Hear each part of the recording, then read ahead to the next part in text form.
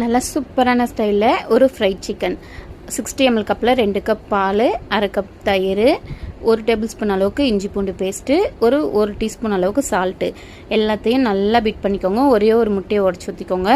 தயிர் இல்லை அப்படின்னா நீங்கள் ஆஃப் லெமன் சேர்த்துக்கலாம். இப்போது சில்லி பவுடர், கரம் மசாலா எல்லாமே சேர்த்து மசாலா ஐட்டம் சேர்த்து அதை நல்லா மிக்ஸ் பண்ணிவிட்டு அடுத்தது 1/2 kg சிக்கனை வாஷ் பண்ணி வச்சுருக்கேன், அதையும் சேர்த்துட்டேன்.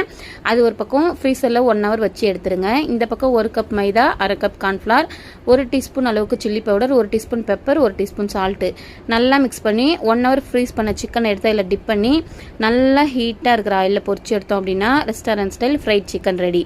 அல்டிமேட்டாக இருக்கும். ஒரே ஒரு டிப் ரெடி பண்ணிக்கோங்க. கொஞ்சமாக டொமேட்டோ கெச்சப், கொஞ்சமாக மைனஸ் ரெண்டையும் நல்லா மிக்ஸ் பண்ணி பொரிச்சு வச்ச சிக்கனை எடுத்து டிப் பண்ணி சாப்பிட்டோம் அப்படின்னா அப்படி இருக்கும்.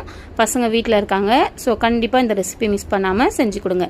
டீட்டெயில் வீடியோ நம்ம சேனலில் யூடியூப்பில் அப்லோட் பண்ணியிருக்கேன். Queens of home YouTube channel name. Thank you.